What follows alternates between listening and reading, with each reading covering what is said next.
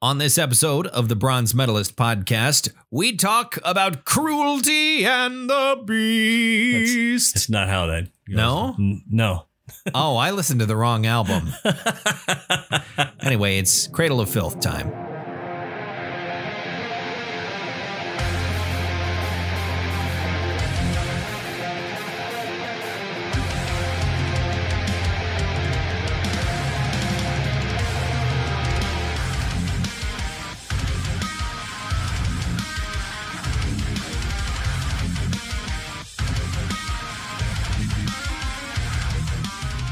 Hi, everyone. Welcome to another episode of the Bronze Metalist podcast. I'm Kale. I'm OJ. We're two professional broadcasters. We really like metal, and it's finally April.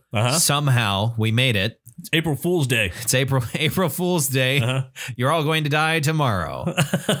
Yeah, we made it to April, so we're back into a metal month. March. If this is your first time listening, March, we take a month off. To talk about other music that we like that's not metal. Indeed. And then we get back into it. And we got straight to it with some Cradle of Filth. It's an English extreme metal band. Right. Probably the best term. They're all over the place. They pull from a lot of different sources. Absolutely. Yeah. So they're an extreme metal band from Suffolk in the UK. And we'll get to talking about them more in a little bit. First, how are you? How you doing? Not too bad. You know, it's April Fool's Day, and normally I feel like, I'm going to pull some pranks. Just right now in the world, I don't feel like pranking anybody. I got my fill of that on Reddit. They are a whole bunch of different subreddits have swapped with each other for the day. Sure. So, for example, prequel memes and history memes swapped. So prequel memes is filled entirely with Star Wars jokes about historical stuff. Sure. I mean, both of them are basically making the same memes right now. It's Star Wars plus a history thing, basically. There's a subreddit I subscribe to that's always awkward to say the name of out loud. It's one of those ones that has porn appended to the end of it. Sure. But it's not actually pornography. But it's military porn. Military porn. Pictures of soldiers doing it. Yep. But, you know, pictures of military stuff, and they're posting all fictional stuffs today. So the vast majority of it is Halo. Sure, of course. The vast majority is Halo related stuff. There's an occasional Starship Troopers thing. I haven't seen any Stargate, which is remarkably disappointing. Interesting to me. Maybe I should fix that. I've still got time. Hi, kitty. Your kitty came in. Yeah. She came to investigate me. Yeah. Hi. How are you? Hi, kitty. But yeah, I've been getting my fill of April Fools. Sure. Tomfoolery. April's fooler is it should be April's foolery. April's foolery. I don't know what Tom did, but it was probably long enough ago. I almost wanted that for my radio name, by the way. Tomfoolery. Tomfoolery. It's me, Tomfoolery. Yeah, but that would have been a little too silly. It would have been ridiculous. Bum. Okay. So you're still playing Doom Eternal. I am still playing. You finished the game. Yes. I have not. I have children and various things. And, and commitments. And I'm intending to get back into it when I've got a little bit of time. There's some Slayer gates. There's one Slayer gate I still need to do. There's some toys that I need to collect. Because that's the thing I love most about Doomslayer. We haven't really gotten a chance to talk about Doom Eternal since it came out. Right. But we're going to talk about it a whole lot next week, I imagine, because I already know what we're going to be talking about. Oh, sweet. Oh, yes. Excellent. I know what we're going to. Ow. But spoilers, it's going to be the soundtrack to the 2016 game. Are you okay? You having heart palpitations? A little bit. I'm having a little bit of an attack. I'm having an infarction. Something like that. Yeah, that's always a fun word, infarction. Yeah, it is. Yeah, the in both games, one of the things that your extremely badass Doomslayer does is he likes to collect toys, apparently. In the first game, it was all different action figures that are wearing the same armor as him, basically. And in this one, it's little like Funko Pops of yourself and all the enemies in the game. There's a toy for every enemy you face in the game. And you have to look for them. Yes, they're secrets. You have to look around In Doom Eternal, they make it a little easier for you because the secrets themselves, it doesn't show you what secret it is, but it is a big glowing yellow question mark that if you see from the other side of the map, you can be like, okay, there's a secret over there. How do I get to that point? I couldn't figure out how to get to the first one. It might be behind a breakable wall. You have to, it's a breakable wall. You have to look out for those because like the 3D model looks the same as the big green breakable walls. Yeah. Like, but it's the same model. It just doesn't glow. Okay. So it'll be just like a plain, like cracked gray wall. You have to go up and hit it in the same pattern. You have to walk up and punch it and it'll break. And then you can go and find I feel silly now.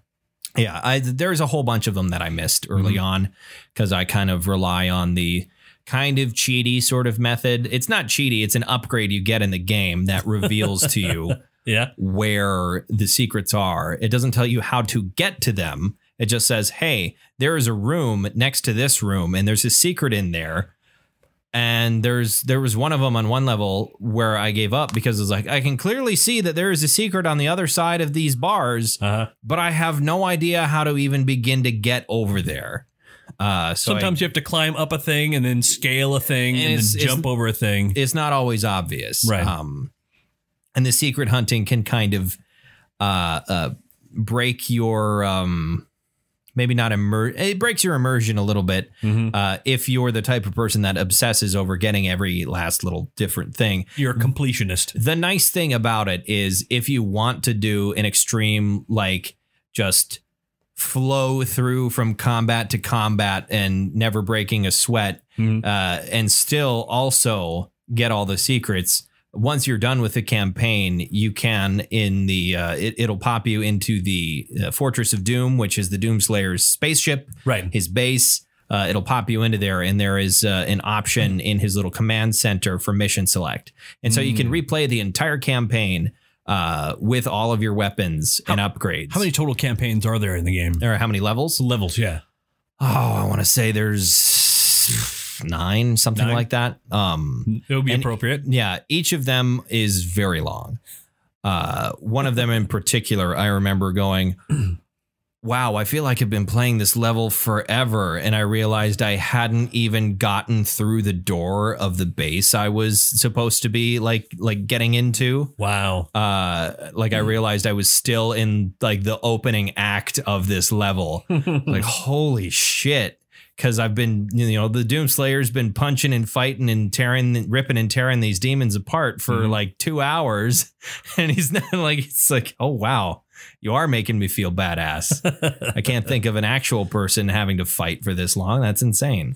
That would be insane. But when you're in a fight with like a regular person, if you punch their head into their torso, you don't get energy and health back. Yeah, the health doesn't pop out of them. Right. In the words of the reviewer on YouTube, Girlfriend Reviews, the later stages of this game do suffer a little bit from the diarrhea Christmas lights syndrome. Diarrhea Christmas lights. Where there's like, depending upon how many things you lay upon an enemy, they'll explode into so many vibrant colors because every type of ammo is a different color, and they'll also be exploding into health and probably potentially armor.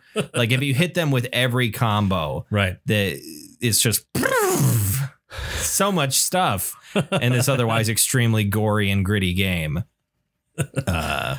But yeah, Doom Eternal is great. I really like it. I ordered a new mouse, for a new gaming mouse. It's not going to be here till Saturday, but I ordered it. Is this the $80 mouse? Yeah, this is the Razer Naga Trinity. Wow. Which has swappable sides. It's got 2 different, because like a lot of normal mouses these days have a forwards and back button on them. Sure.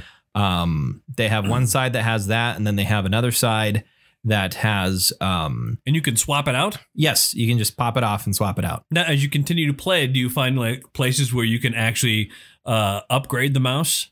Can you? Yeah, you can definitely upgrade the mouse as you go along. Sweet. But yeah, you can swap out the different sides of the mouse, and one of them has a little wheel on it, a wheel of numbered buttons. It's not like a spinny wheel, right? That's in the middle of the mouse. But numbered buttons that I think will be really useful if I continue to play Doom Eternal, because like Doom Eternal frustrated the hell out of me for a while. But once I started to get a little bit better at it, it's one of the first games I've played in a long time, especially for like first person shooters, that has made me want to continue to get better at it. Sure. Like I want to keep on improving my skill at playing this game, because it's a single player campaign where you can do that and where your skill is imperative. And I think if this is scratching that itch for me, it might be finally time for me to try Dark Souls. Yeah. Because that is the goal of those games as well. Because like they're not multiplayer necessarily speaking. Dark Souls kind of has, that was my computer. Dark Souls kind of has some multiplayer elements. And of course, Doom Eternal also has a multiplayer. But like it's the focus is on the single player experience. And I like and on skill and beating enemies and like developing a sort of a list of priorities when you walk into a room and learning patterns and that sort of thing. And I haven't really played a game like that, at least that I can remember, in quite some time, where I've had to develop those skills. And it's like, okay, I want to try this, because a lot of the games I've played in the last how many years have all been like single player RPGs where it's just like, oh, you're just a guy, build your guy, and as long as you hit stuff, you'll live. It's fine. Like I don't have to worry about that in Fallout or The Witcher or anything like that. Like it's less about your skill and more about your gear. Where this, it's all your skill, your timing, and your everything like that. Yeah, it's all about timing. So I think maybe 90% of the reason I bought that new mouse was just to fuck with the Marauder. Because you hate the Marauder. I hate that bitch. I've learned how to deal with him, but I still hate him. Still hate him. Anyway, how are you doing? I'm doing okay. Not too bad. Just weathering in place.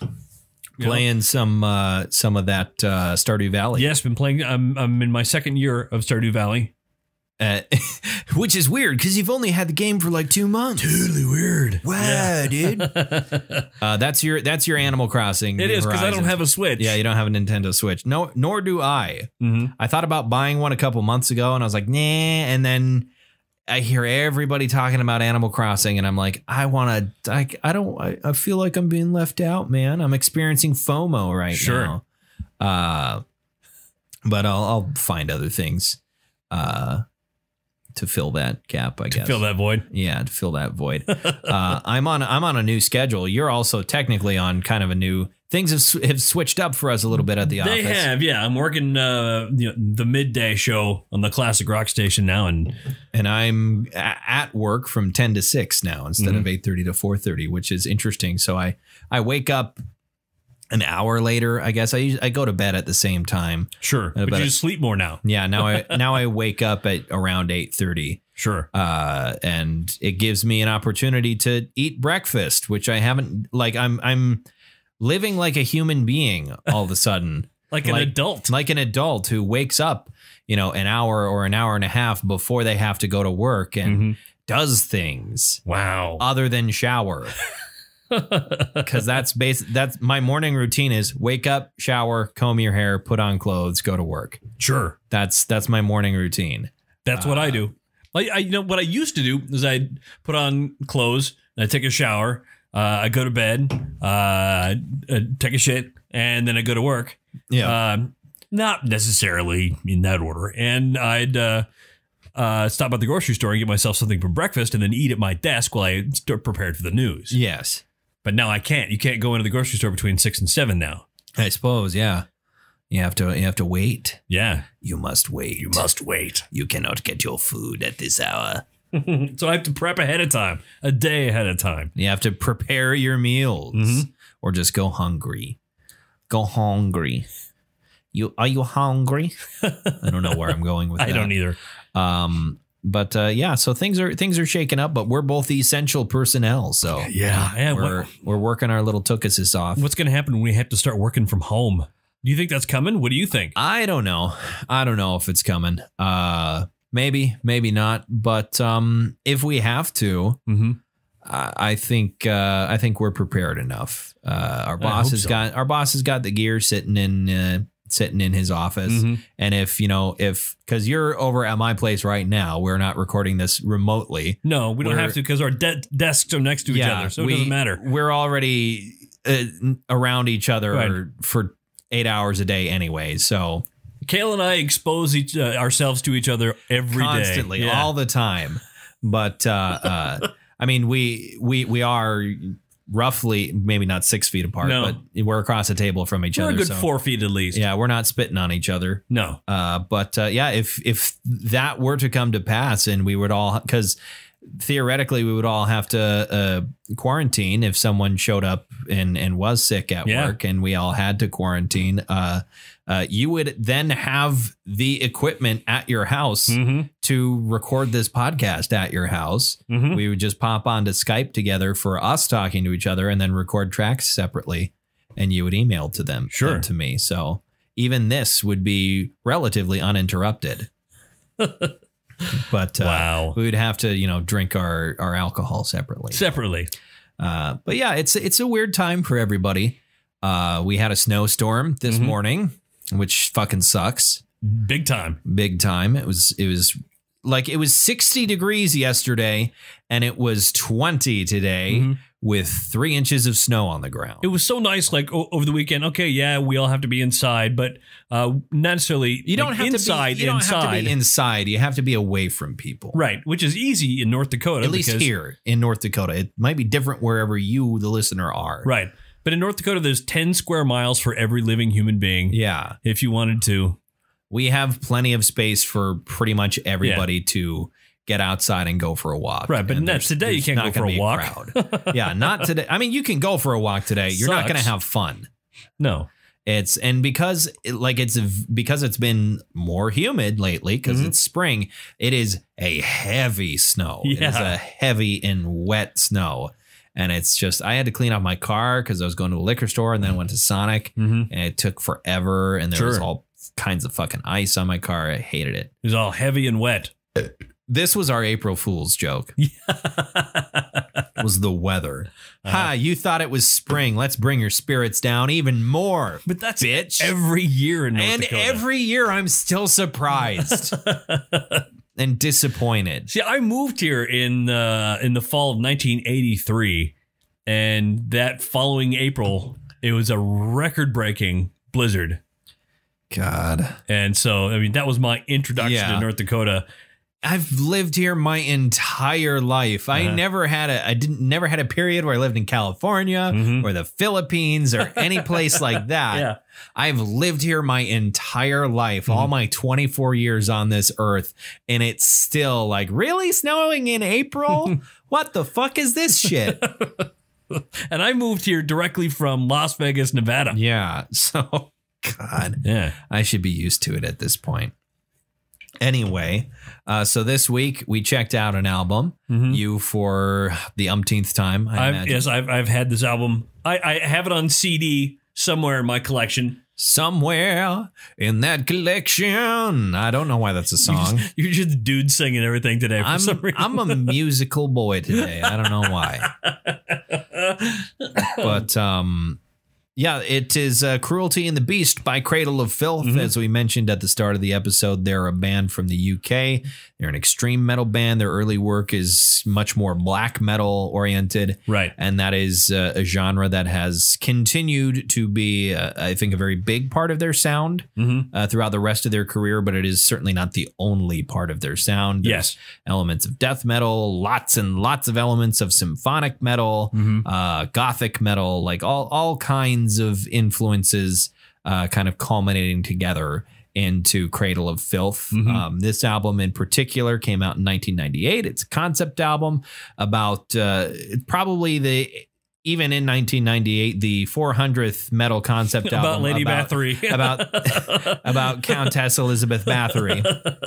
And if you don't know that story, supposedly in the, I believe, 1500s, early 1500s, I think, the Countess Elizabeth Bathory, who was a Hungarian noblewoman, Supposedly murdered somewhere between like 300 and 500 young women, right, with the help of, you know, several conspirators, and would like bathe in their blood and that sort of thing. Yeah, she was possibly the world's most prolific serial killer. Yes, certainly the world's. She has the Guinness World Record for the world's most prolific female serial killer, certainly. Mm-hmm. It depends on your definition of a serial killer. Hi, sure. Kitty. Hi.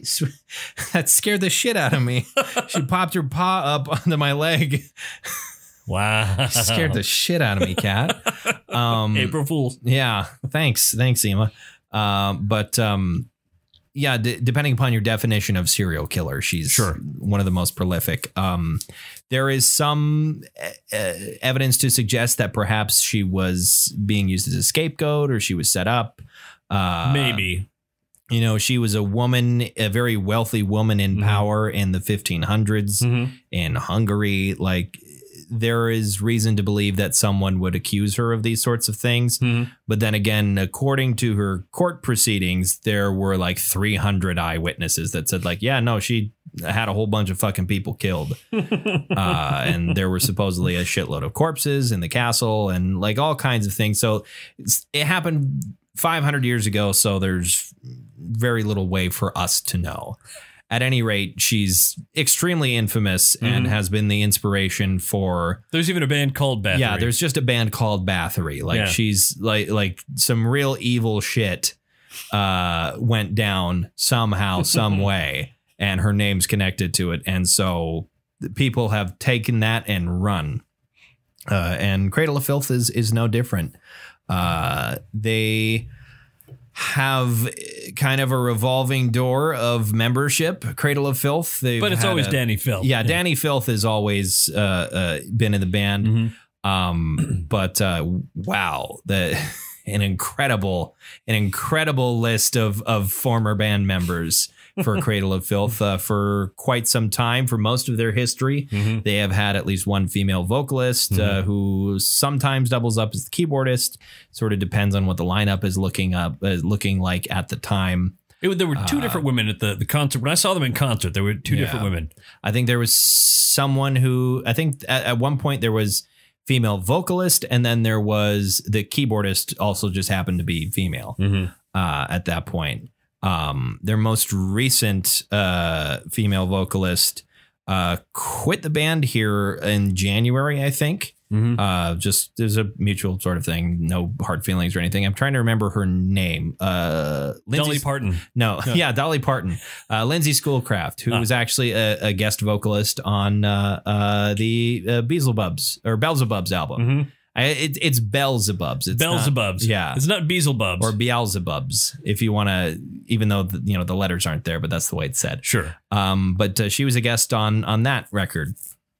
But at that time, I can't remember her name, but at the time this album came out, I don't remember the name. I don't remember either. Vocalist, I should know. She was in the band for quite some time. But yeah, what's your history here with Cradle of Filth? Where did they come into your life? It's funny. It's just this was the first album I got by them, and this was their newest album at the time. So it was 20 some odd years ago. The year was 1998. 1998. There was OJ. He was in his mid to late 20s. And I really dug this. I enjoyed it, and I don't know why I never bought another album by them. Yeah, I mean, hey, yeah, you got one and you got your money's worth. This kind of scratched the itch for that. I mean, occasionally I'll pull this out and pop it in, and that's what she said. And so, yeah. Did you ever check out any of their other work? I did. I listened to other albums by them. I've had roommates, and man, roommates suck. Sometimes. I was relatively fortunate. Yeah, to not have your roommate is pretty cool. Yeah, my roommate, she's pretty cool. Yeah, she's fluffy and soft. Yeah, so is his cat. Hey. But yeah, that's my history with this. I bought it on CD, and for some reason, there's one track on there that sticks out for me, that haunts my dreams. Okay, and that's the Venus in Fear. I'll have to check that. It's not immediately coming to mind. I'll have to check that out. That's the one. It's just keyboards and screaming. Oh, okay. Yeah. All right. Keyboards and screaming. Is that a podcast? Keyboards and screaming. You could have a podcast about that. That would be great. I would listen to that. Interesting. Yeah, I speaking for myself, I liked this maybe more than I thought I would. Mm-hmm. I was sort of under the impression that this was going to be a slightly heavier typo negative. Mm-hmm. And so I was like, oh boy, I'm getting ready for a lot of coming noises. And there is some of that. Yeah. There's a little bit of that, but significantly less. This actually reminds me a lot of, there's a band called Anal Nathrak. Sure. Reminds me a lot of them. It reminded me of Beelzebubs. Sure. It reminds me a lot of other sort of gothic black metal, sort of influenced extreme metal bands that I have listened to. And I think it's fairly clear with some of them. Oh, these guys are probably massive Cradle of Filth fans. Sure. Because this band has been around for a while. It's been around for quite some time. It also reminded me a little bit of Dimmu Borgir, just a little bit. Sure. They're more contemporary with each other. But yeah, those guys are all my age. Yeah, the Dimmu Borgir guys. Well, so is Danny. They need to open up a restaurant called Dimmu Burger. That might be Adult Swim might get mad about that because that was a restaurant in Metalocalypse. Of course. Along with Saint Necrophagus Hospital. Saint Necrophagus. Yeah, I need to listen to that band more. Sure. I think I've listened to like a couple of their songs and be like, that's fucking sick, awesome. And then not really listen to much more of them. Yeah, it's funny that one of their songs actually came up during a camping trip, or at the onset of a camping trip here a couple of years ago. How so? The song Mermaider. Death. You're talking about Death Clock. Yeah, Death Clock. I thought you were talking about Necrophagist. No, I'm talking about Death Clock, yeah. All right. How did Mermaider come up? Because the way the song is, I mean, and I don't know. There is no fingerprints underwater. Yeah. I was like, see, I got my tent. Check. Knife. Check. Waffle iron. Check. Mermaider. Oh, God. I love Death Clock so much. It's great. So happy they exist. Yeah.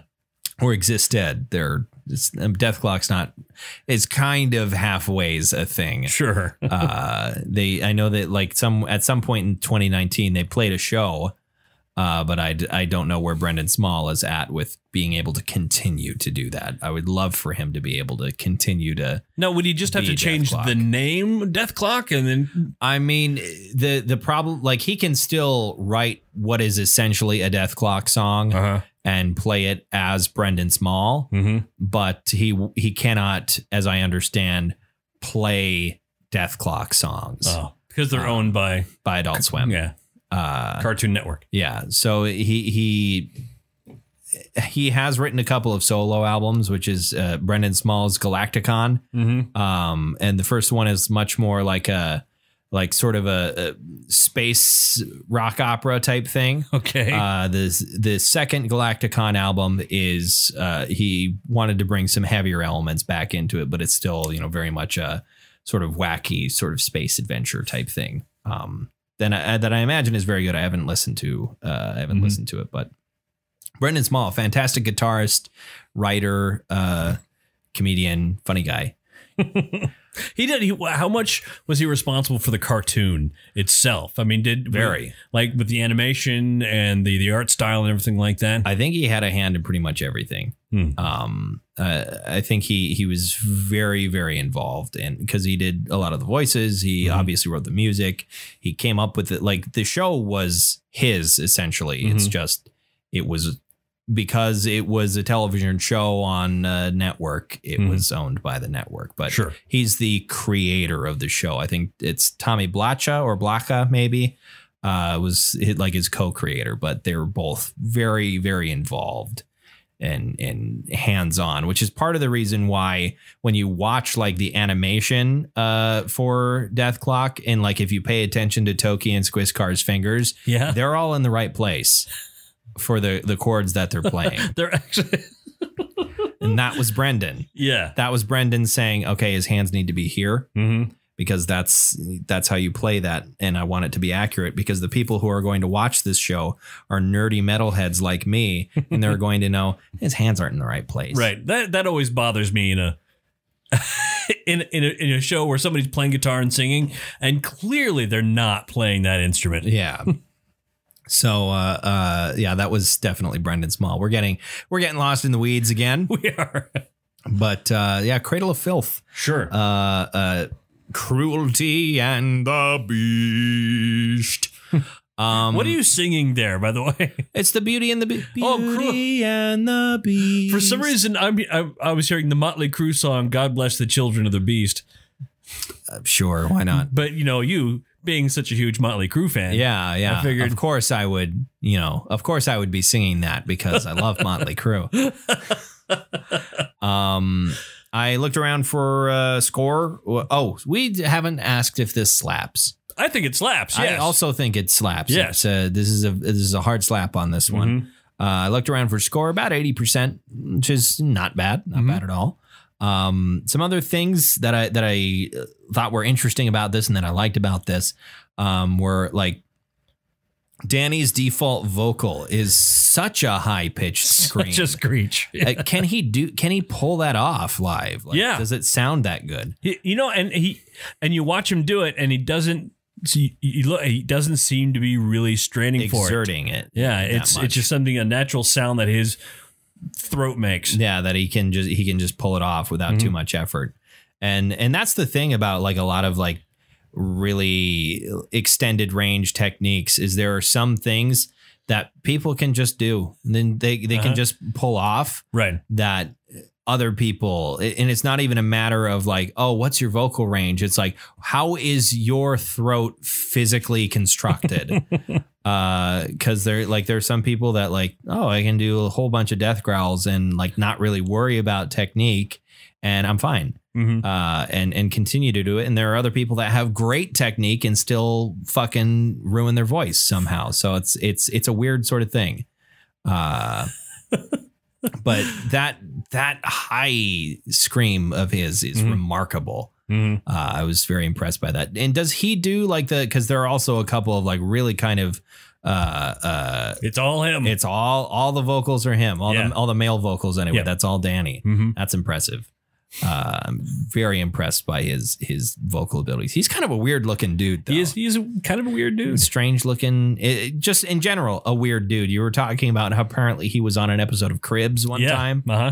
And he's got a human skeleton embedded in his floor somewhere. His kitchen floor, yeah. And it's like either glass or some sort of urethane you can see in there. And there's it's a very, what's Danny Filth's house look like? Of course it does. Of course it does. Of course that's how it looks. Yeah. Why wouldn't it? Why did I expect anything different? Yeah, he's in like there's multiple pictures of him not in his stage makeup, but he's always got some kind of wacky contacts. He's always wearing like bright, like icy blue contacts, or sometimes clearly like not orange. His actual eye color. Yeah, and it's like, okay, you still got a little bit of like. There's goth and then there's extra goth. Right. And I think Danny qualifies as extra goth. Anytime he's in front of a camera or out in public, I think he's on, if you know what I mean. Yeah. Yeah. I was reading there was some controversy. I mean, there's been several controversies around Cradle of Filth over the years. Yeah, there's been a lot of blowback with this band. Partially because like they've consciously tried to go for being a bit more public, and being a bit more in the public eye than being some other metal. Yeah, people have definitely accused them of that for a while, but whatever. They had their infamous shirt, which profanity warning here, especially not that we're not that we're ever chased about that, but this is particularly bad. Yeah. It has a picture of a masturbating nun on it, and then it says, Jesus is a cunt. And apparently there was a bit of, first of all, there was controversy when the shirt came out. Sure, of course. Then there was another controversy after Iggy Azalea, for some reason, was wearing that shirt during that period where all kinds of celebrities were wearing the shirts, metal shirts, metal bands that they obviously have never listened to. Right. Not to gatekeep, but like, come on. Come on. Yeah. Anyway, especially when you're wearing that shirt.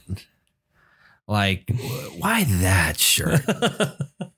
I mean, it's a fashion statement. Sure, certainly. Yeah.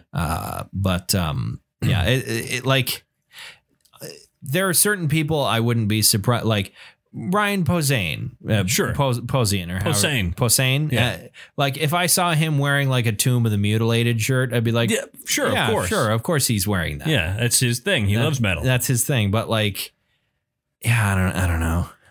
But yeah. It'd be weird seeing like Ariana Grande wearing a goat horse shirt.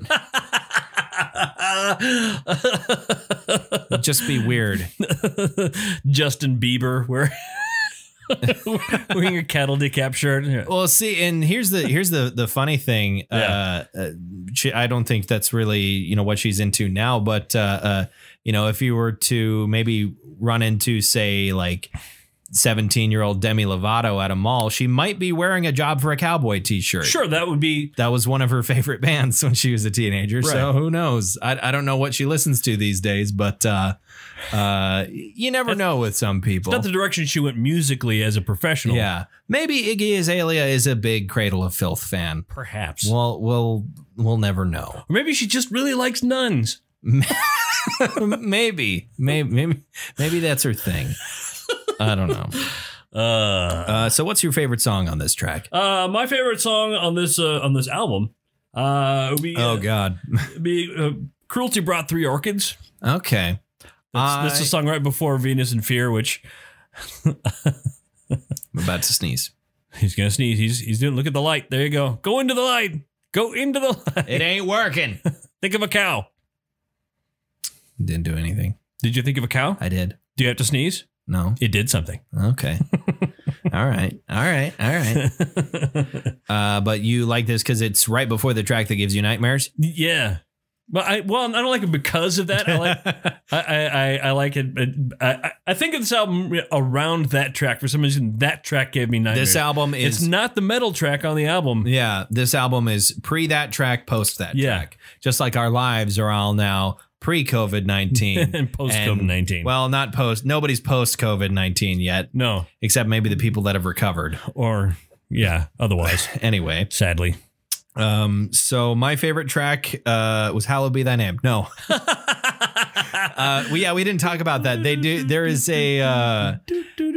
I love that riff so much. I thought they did a really good cover of Hallowed Be Thy Name by Iron Maiden. Because I was listening to the album here after I got back home. I'd listened to most of it earlier today, and then I was listening to it and got done with that song, and I saw Hallowed Be Thy Name, and it didn't click with me because that's just a metal song title. It could be, anyone could do that. Sure. No, it was the Iron Maiden song. I didn't think, and then I hear it start and I'm like, this is really familiar.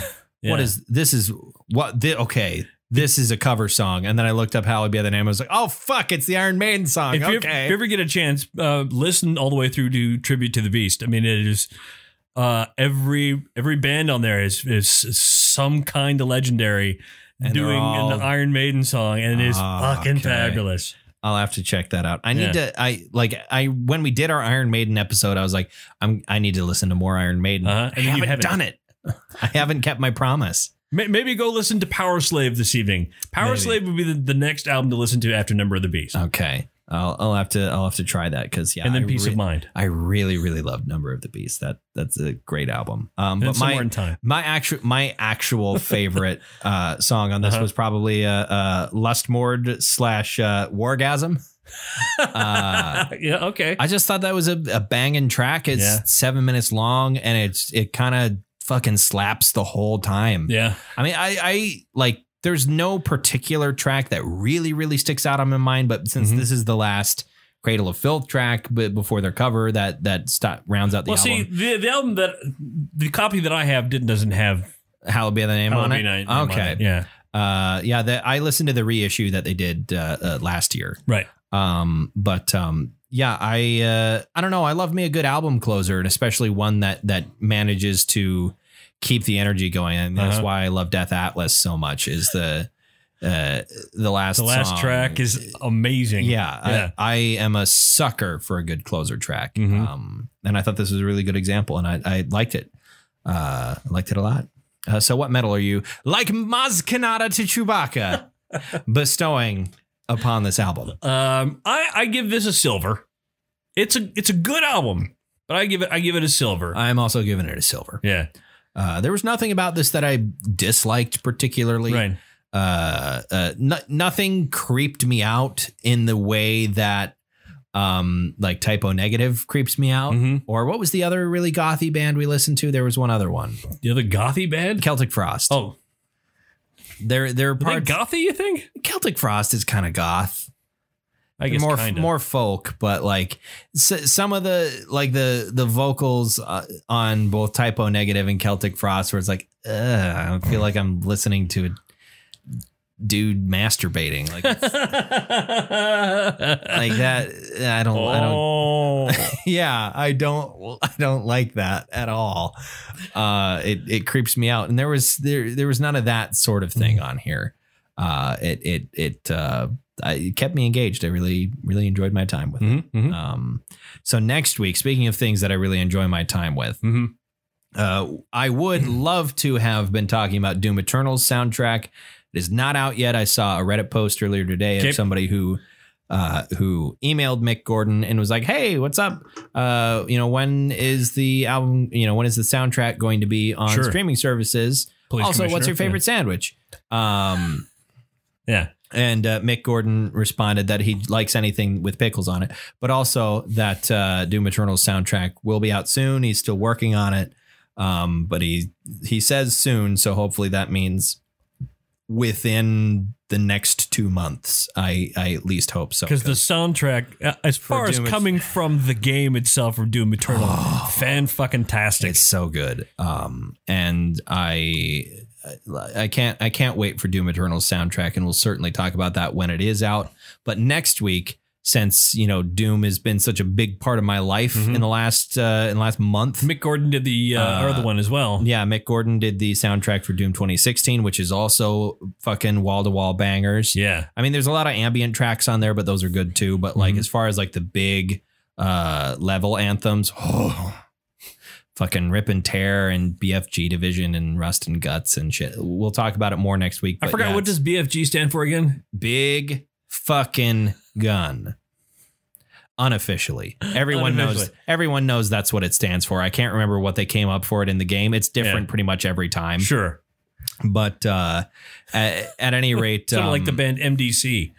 What are some of the examples for them? Millions of Dead Cops. Why can't I remember the other ones? Every album, MDC stands for something different. They're a punk band originally from Austin, Texas.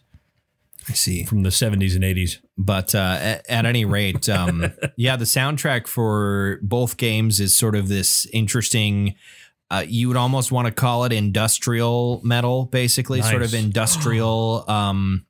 There's chainsaw noises, there's factory noises, right? There's electronic elements, and of course, the soundtrack, copious amounts of 9-string guitar. One of these times you've probably never put an industrial metal album on the podcast. We did Fear Factory. I guess Fear Factory does kind of count as industrial metal. Yeah. But at some other point, we can take a listen to it. I do remember it not exactly being my thing, but sure. I'm open to it. I mean, goth stuff it's super my thing either, but I enjoyed my time with this, and it's a fairly gothy album. So I just got to find, there's a lot of genres where it's like, well, this genre in general doesn't seem to be my thing, but I like these bands.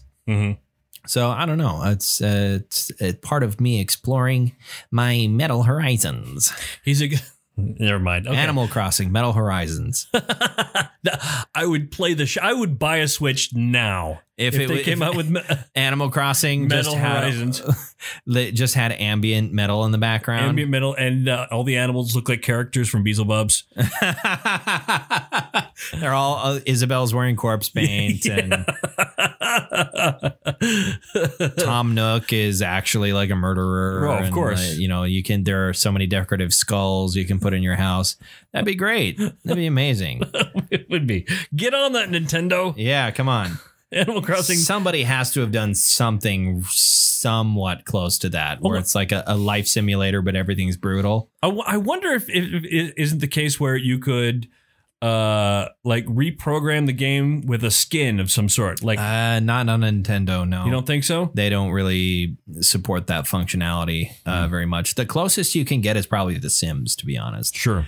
Although it doesn't achieve the same level of like cutesiness that you have in like with Animal Crossing, it would be a very particular thing that I would be extremely into. I think if there was something like that, or is Animal Crossing but metal.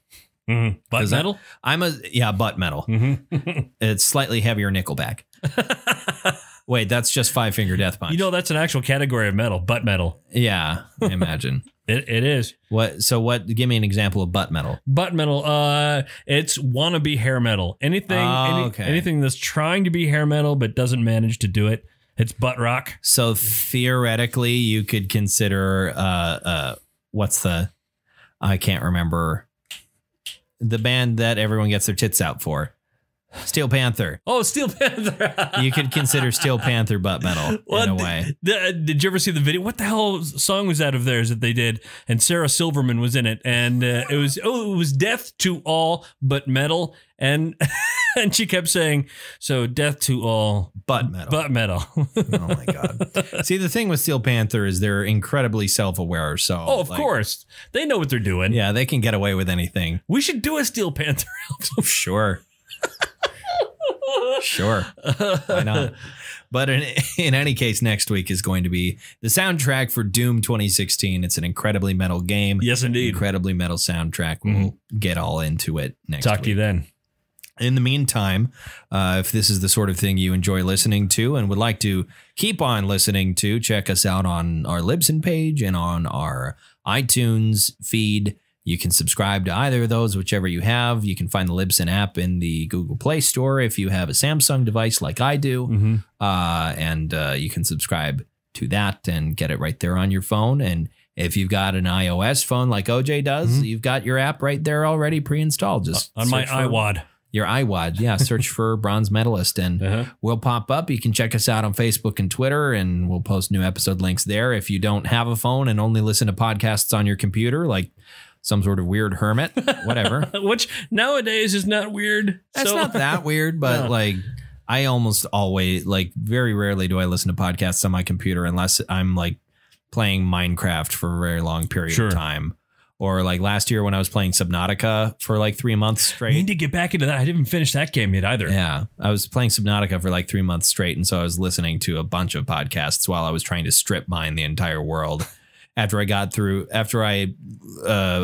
bulldozed my way through my fear of the deep ocean. What would be a crippling fear of the deep ocean if I lived anywhere near an ocean? You are the farthest from an ocean you can get. And statistically speaking, on the North American continent, yeah, I'm very close to the farthest you can get from any body of any large body of salt water. So, in any case, thank you very much for listening to another episode of the Bronze Medalist Podcast. I'm Kale. I'm OJ. Congratulations.